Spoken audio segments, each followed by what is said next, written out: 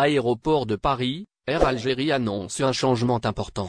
La compagnie nationale aérienne Air Algérie annonce le changement de son terminal à l'aéroport de Paris-Charles de Gaulle. Le pavillon national devra transférer ses activités du terminal 1 vers le terminal D à compter du 25 avril prochain. Dans un communiqué publié ce mercredi 22 mars, Air Algérie informe son aimable clientèle qu'à compter du 25 avril 2023, les activités de la compagnie sur l'aéroport Charles de Gaulle seront transférées du terminal 1 vers le terminal D. La compagnie de transport aérien de voyageurs n'a pas précisé les raisons de ce changement.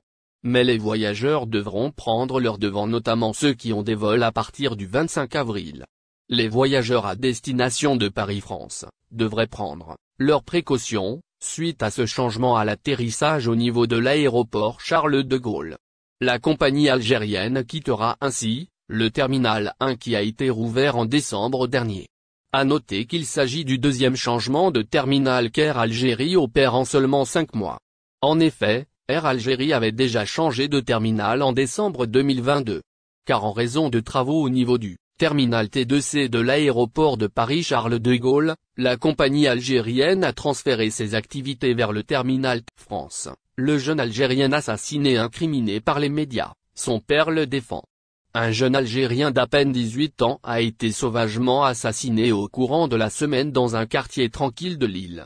La victime a fait l'objet d'un assaut surprise et a pris plusieurs balles, avant de tomber au sol, inconsciente. Le drame a suscité beaucoup de houle médiatique, et des doutes sur l'innocence du jeune homme dans l'affaire ont fait surface. C'est ainsi tout naturellement que le père de la victime, le dénommé Rabat M, a pris les réseaux sociaux pour donner sa version des faits et laver l'honneur de feu son fils. Les médias français incriminent un jeune Algérien assassiné, son père sort du silence dans une vidéo non sans émotion. Rabat s'exprime sur les circonstances de la mort de son fils, Khaled. Pour lui, il n'y a pas lieu de spéculer, c'est un assassinat pur et simple. Pour rappel, Khaled a reçu plusieurs balles d'un conducteur inconnu alors qu'il marchait dans la rue le soir à Lille. Une ambulance a été dépêchée aussitôt les coups de feu entendus.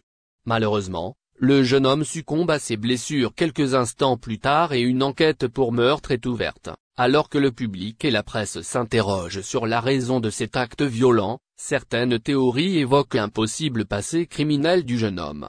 Mon fils était sorti pour prendre l'air, indique Rabat, visiblement outré par les diffamations à l'encontre de son fils. D'après quelques médias français, Khaled serait impliqué dans des activités criminelles et le crime serait lié au gang de rue.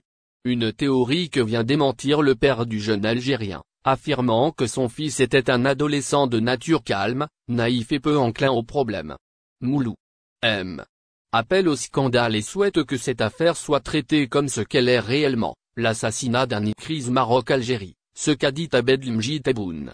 Le président de la République, Abdelmadjid Tebboune, s'est exprimé mardi 21 mars au sujet de la crise diplomatique avec le Maroc.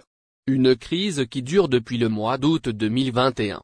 Dans un entretien accordé à la chaîne Al Jazeera, le chef de l'État a également évoqué plusieurs autres dossiers dont celui des relations de l'Algérie avec la France et l'Espagne.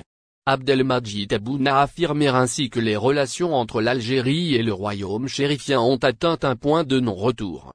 Le président de la République qui dit regretter que les relations algéro-marocaines en soient arrivées à ce stade entre deux pays voisins, estime qu'Alger a agi en réaction à des provocations du Maroc.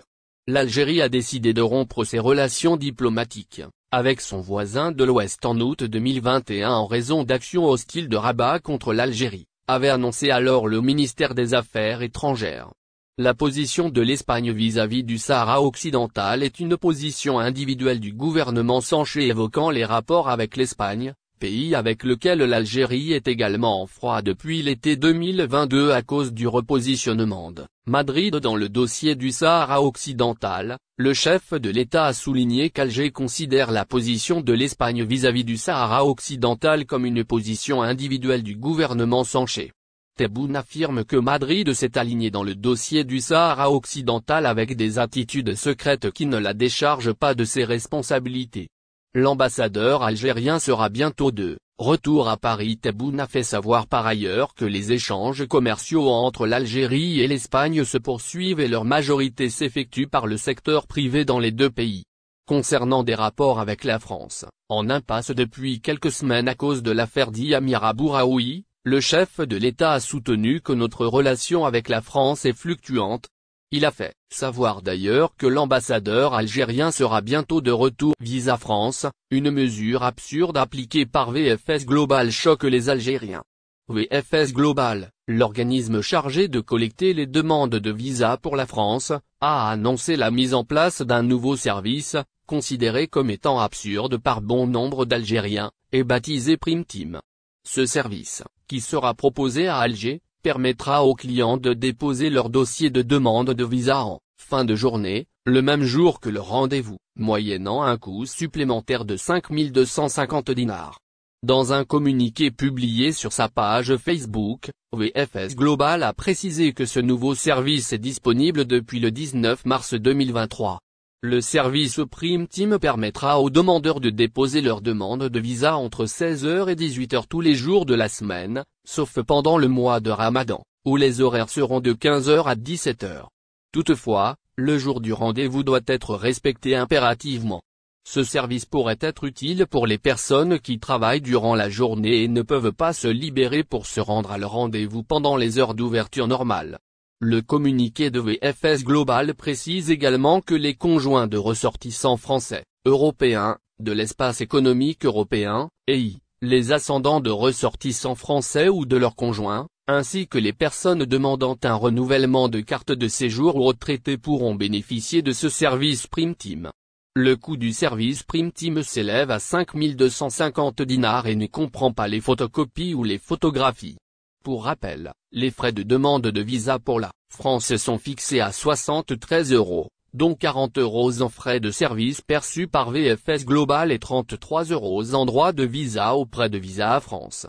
Le paiement doit être effectué en dinars algériens selon le taux officiel de change, en ligne ou dans une agence de la Banque de développement locale, BDEL. Tout rendez-vous pour une demande de visa non prépayé sera annulé, selon VFS Global. Visa France, algérien, les Algériens dézinguent VFS Global. Il est à signaler que, bon nombre d'Algériens se sont indignés contre le prestataire de service VFS Global. N'oubliez pas abonnez-vous à notre chaîne Olive News et activez les notifications pour recevoir nos publications en temps réel.